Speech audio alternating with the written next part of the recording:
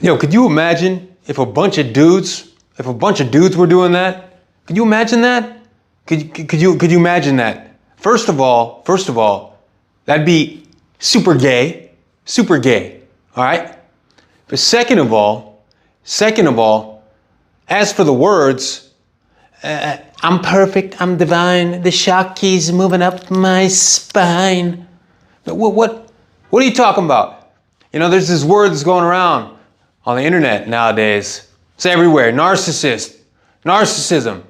Man, if you've seen a bunch of dudes saying something like that, man, all the rabid feminists would be like, oh, what a narcissist. Oh, what a narcissist. So narcissistic. But when they do it, no, the shock is moving up their spine.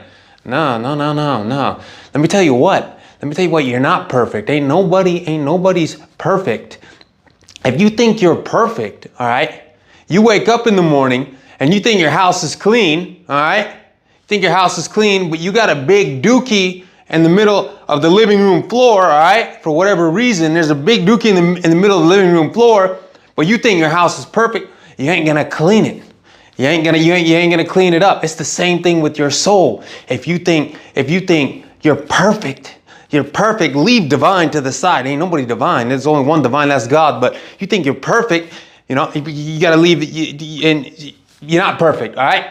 You're not perfect, but if you think you're perfect, guess what? You ain't never gonna clean up your soul. And you're just gonna be a narcissistic POS. That's what you're gonna be. So leave all that perfection and divinity and shakti to the side, all right? All right, have some shame. Shame is good. Not a self-deprecating shame, but a self-building shame.